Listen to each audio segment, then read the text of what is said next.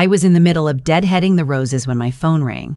It was a Tuesday in late October, the kind of morning where the air smells like wood smoke and wet leaves and you almost forget that anything bad could ever happen. I had my gardening gloves on and dirt under my fingernails and a cup of coffee going cold on the porch railing. I almost didn't answer.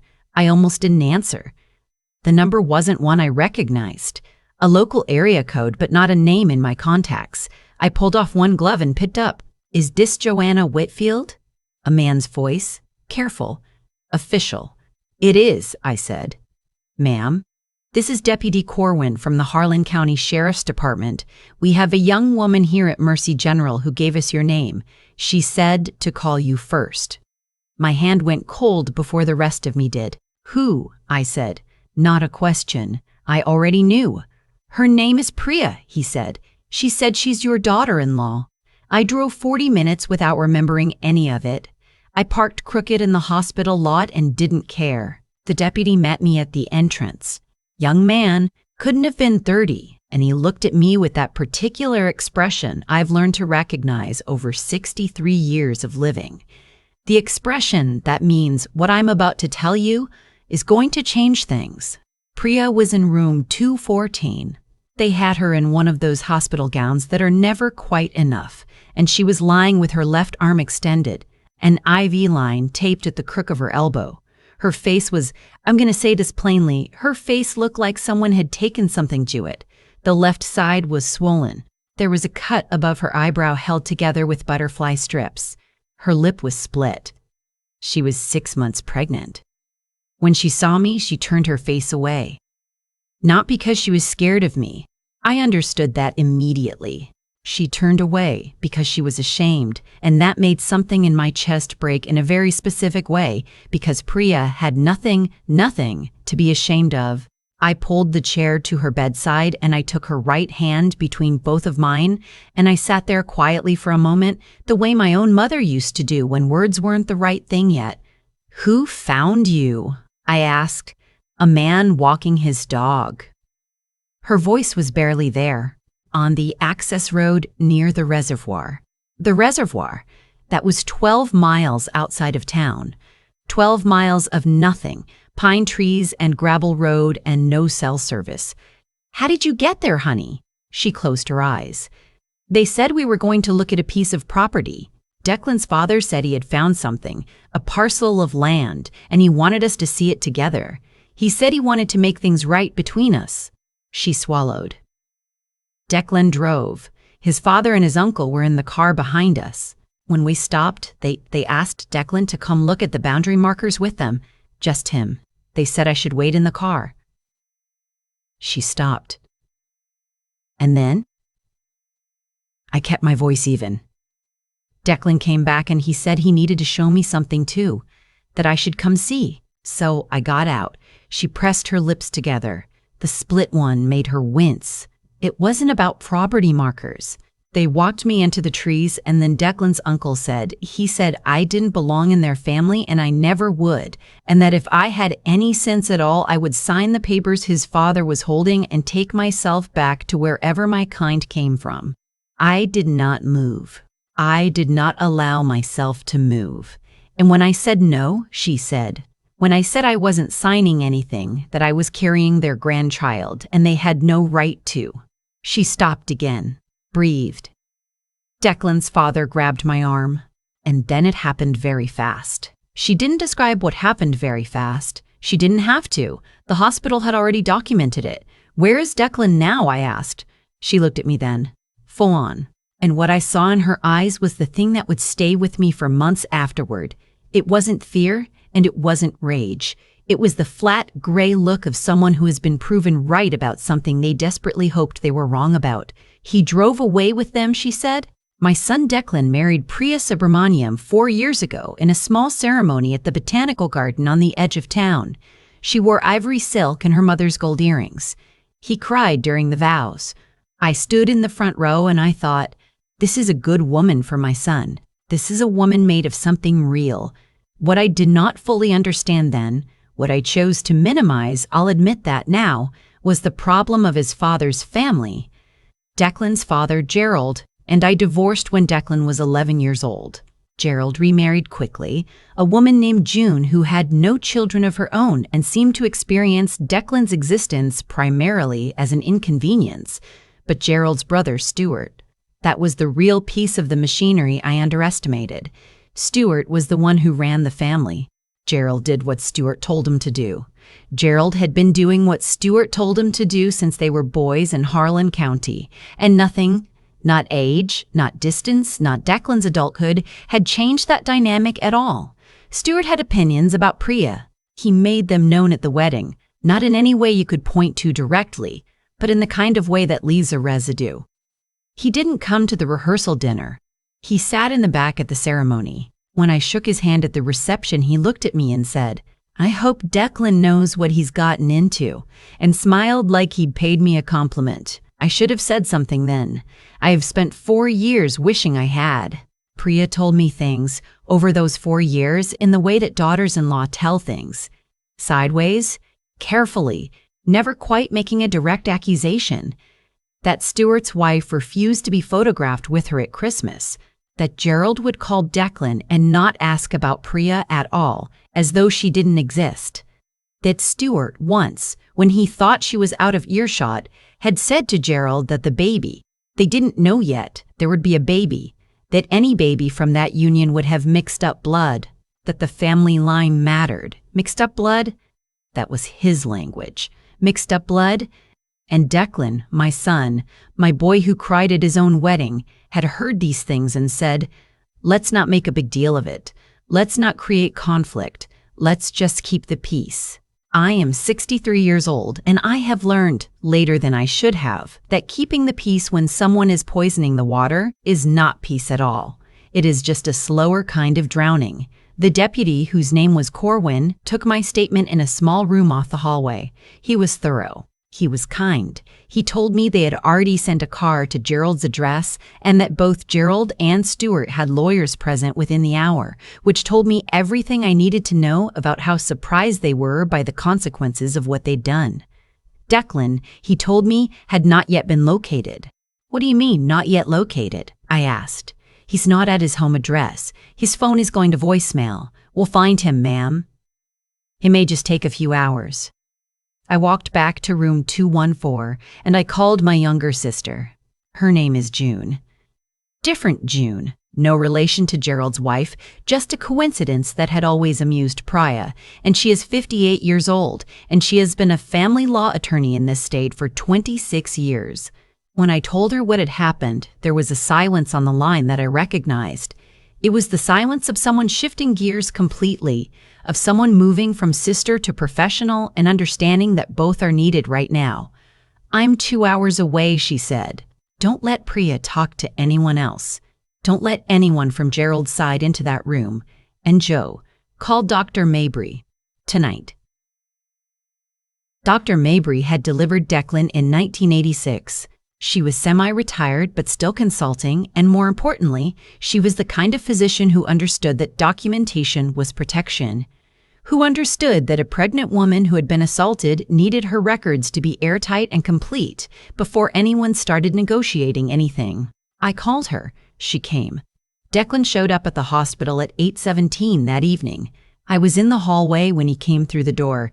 He saw me and he stopped walking. He had his father's height and his grandfather's jaw, and he was wearing the same gray jacket he'd been wearing since law school.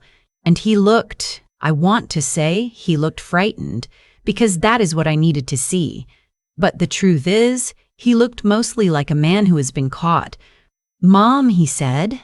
"Your wife," I said, "is in room 214. She has a fractured cheekbone, a concussion, and 2 cracked ribs.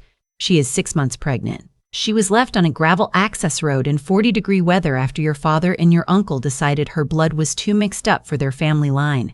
I kept my voice very quiet. I have found in 63 years that quiet is more frightening than loud. "And you drove away." He opened his mouth.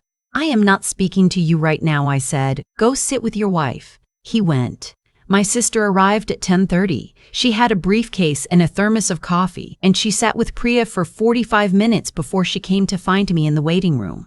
"Okay," she said, sitting down beside me. Here's where we are. Gerald and Stuart had apparently been planning this for longer than any of us knew. The property viewing was a pretext. There was no property. What they had brought was a 2-page document drawn up by a real attorney, which would have constituted a legal separation agreement. They had intended to pressure Priya into signing it on the spot, alone in the woods, without legal counsel and without her husband present. When she refused, Stuart had, in the clinical language of the incident report, applied physical force. What they had not counted on was that Priya was a pharmacist with a very specific professional habit. She noted things, times, doses, conversations, details. She had been noting things about Gerald and Stuart for 4 years. She had a folder on her phone, backed up to the cloud of dates, summaries, direct quotes, the comment about mixed-up blood, the Christmas photograph refusal, a voicemail from Stuart that she had never deleted, in which he told Declan very clearly that he would be cut from the family's estate if he did not handle the situation with his wife. She had been building a record without knowing she was building a record, because she was that kind of person, because she'd always known somewhere that she might need it. The voicemail alone, my sister said, is going to be very useful. What happened over the next 3 weeks is both simpler and more complicated than I can fully convey. Stuart was charged with felony assault. Gerald was charged as an accomplice. The separation agreement was reviewed by 2 different attorneys and found to contain several clauses that constituted coercion under state law, which created a secondary set of problems for the attorney who had drafted it. That attorney, it turned out, was a man named Fowler who had done work for Stuart's business interests for 15 years, and the more my sister looked at those business interests, the more interesting they became. Stuart ran a property management company. Gerald was a silent partner. My sister, working with a forensic accountant she had used before, found 3 years of financial records that suggested Stuart had been systematically underpaying vendors and overbilling clients in a way that walked right up to the edge of fraud. In 2 cases, it walked past the edge. None of this had anything to do, directly, with what they had done to Priya, but it had everything to do with why they had done it. Stuart was not a man who tolerated variables. He controlled Gerald. He controlled the business. He controlled the family narrative. Priya, educated, careful, documenting everything without anyone knowing, was the variable he could not control. And the baby made it worse, because a grandchild creates inheritance questions, and inheritance questions are where Stuart lived and breathed and made his decisions. He had not hurt Priya because he hated her, though I believe he did. He had hurt her because he was afraid of what she represented to his accounting. That understanding did not make me angrier. I was already at the ceiling of what anger can do. It just made everything very clear. I should tell you about Declan because I know that is the part you were waiting for. He sat with Priya that first night. In the morning, he came to find me in the cafeteria, where I was on my 3rd cup of coffee and had not slept. He sat down across from me. He did not make excuses, which I will give him. He just said, I knew it was getting bad. I didn't know it would go this far. I told myself if I just kept the peace. I know, I said. That's not good enough. No, I said. It isn't. He put his hands flat on the table. He has his grandfather's hands too, wide and square. I need to know if you think she'll let me try to make it right. That isn't a question for me, I said.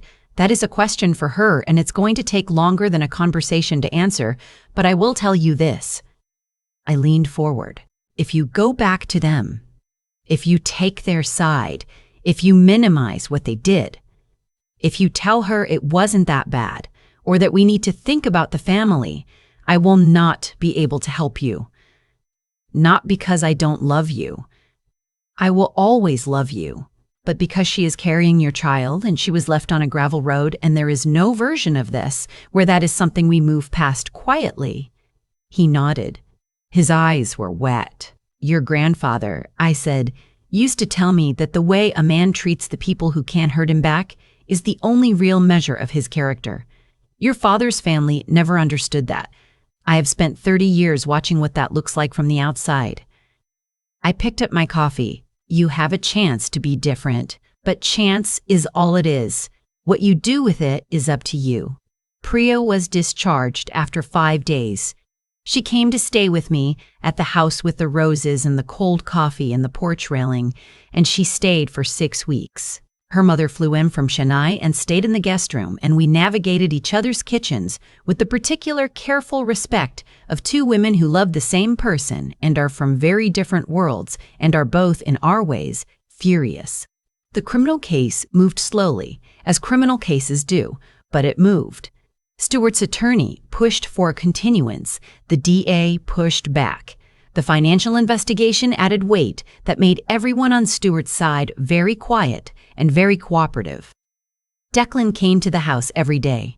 He did not push. He brought groceries. He sat on the porch with Priya for however long she wanted and left when she was done and came back the next day.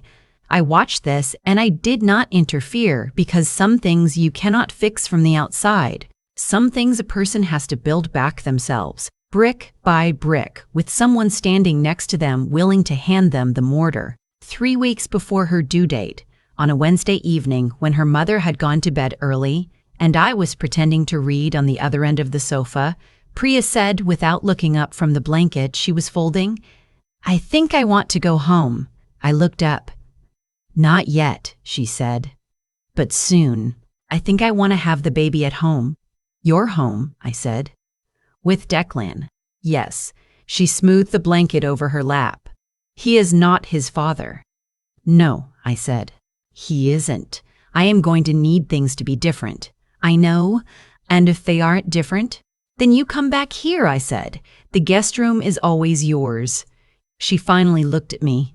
32 years old, beautiful even with the healing scar at her eyebrow, something in her face that was resolute in a way it hadn't been before all of this. Not harder, resolute. "There is a difference. You know," she said, "when Declan and I were first dating, I told my mother about you." I said, "His mother she's not like other mothers-in-law. She doesn't pretend things aren't happening." I laughed a little at that. "My mother said, hold on to that. A woman like that is rare." She folded her hands on the blanket. She was right. Her daughter was born on a Thursday morning in late March. 7 pounds, 2 ounces, a full head of dark hair, the most opinionated expression I have ever seen on a 20-minute-old human being. They named her Sina. It means disgrace in one translation and army in another, and I thought when Declan told me that it was exactly right. Both things at once. Grace and an army, which is what every woman needs to survive in this world. I was in the waiting room when she arrived. Declan came to get me, still in his hospital scrubs and crying in exactly the same way he cried at his wedding. And he took me back to the room where Priya was holding this extraordinary small person against her chest, exhausted and luminous. She looked up at me when I came in. "Do you want to hold her?" she asked. I sat down in the chair beside the bed. Declan placed Sina in my arms. She weighed nothing and everything at the same time. She had Priya's nose and Declan's chin, and she smelled the way newborns smell, like something that has just come from somewhere better than here. I looked at her and I thought about mixed up blood. I thought about what a man in a pine forest had meant when he said it, as an insult, as a threat, as a reason why this child and her mother did not deserve to be protected. And I thought about what it actually is. Mixed. Combined. 2 rivers meeting. 2 family lines and 2 countries and 2 ways of cooking dinner and 2 languages for saying I love you, all flowing together into this 7-pound person with the opinionated expression who had no idea yet what she represented or what had been done in the attempt to prevent her from existing. She opened her eyes briefly, dark, unfocused, ancient in the way that new eyes always are. I said very quietly, "Hello, we've been waiting for you." Stewart pled guilty in August to 2 counts of felony assault and 1 count of financial misconduct. He received 4 years with eligibility for parole after 2.5. The business was dissolved. The attorney who drafted the coercion document surrendered his license. Gerald, Declan's father, cooperated with prosecutors in exchange for a suspended sentence and 5 years of probation. I will not say I forgave him. I will say that I understand, in a way I didn't before, How decades of being someone's instrument can leave a person with very little will of their own. It does not excuse what he did. Nothing excuses what he did. But understanding is not the same as forgiving, and you can hold both at once. Declan and Priya are still in their house across town. Things are different, as she required. Not perfect. Nothing is perfect, but different in the ways that matter. He does not keep the peace when the peace is a lie. She does not fold things away into a folder and carry them alone. They have, I think, learned to be on the same side. I still have the roses. I still have the cold coffee on the porch railing. On Sunday mornings now, Declan brings Senna over and I sit in the garden with her while he makes breakfast, which he is better at than I am and has been since he was 16. Sina is 7 months old and has discovered that roses have thorns and is deeply, personally offended by this fact every single time. She has her mother's way of noting things. Already, at 7 months, she looks at the world like she is making a record of it. I think she will be just fine. I think she will be more than fine. I think she is exactly who she was always supposed to be, mixed and combined and the meeting of two rivers. Sitting in a garden in late October with dirt under her grandmother's fingernails and the smell of wood smoke in the air, deciding that the world is hers to study and understand, when necessary, to stand her ground in. The roses were beautiful that morning. I finished deadheading them. I've been thinking lately about cause and consequence, not in any mystical sense, but in the plainest, most practical way. Every choice a person makes sends something out into the world, and the world, eventually, sends something back. Stuart spent decades believing that control was the same thing as power. He controlled Gerald. He controlled the business. He controlled the family story about itself. And for a long time it worked, the way that dishonest things sometimes work for a long time before they stop. What he never understood, what men like him rarely understand, is that control built on fear and silence is not actually stable.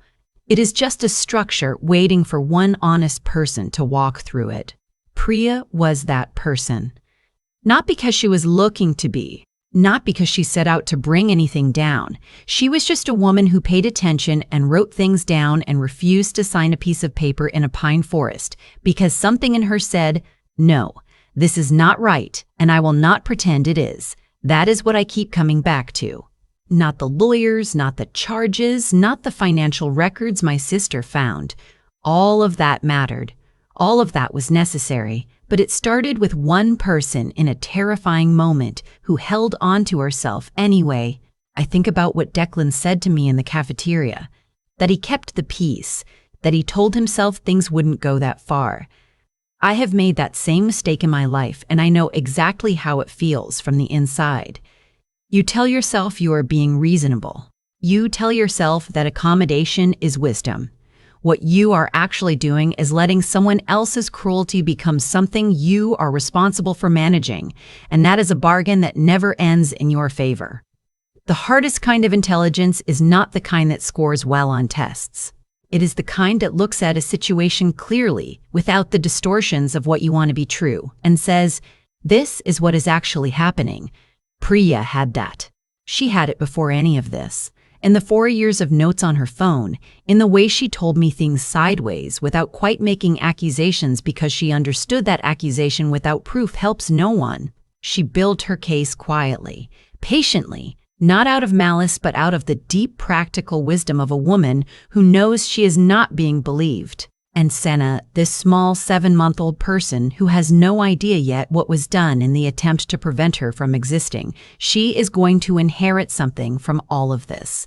Not trauma, I hope, though I know that is not entirely within any of our control. What I hope she inherits is the thing I watched her mother carry through all of it. The understanding that your dignity is not something another person can actually take.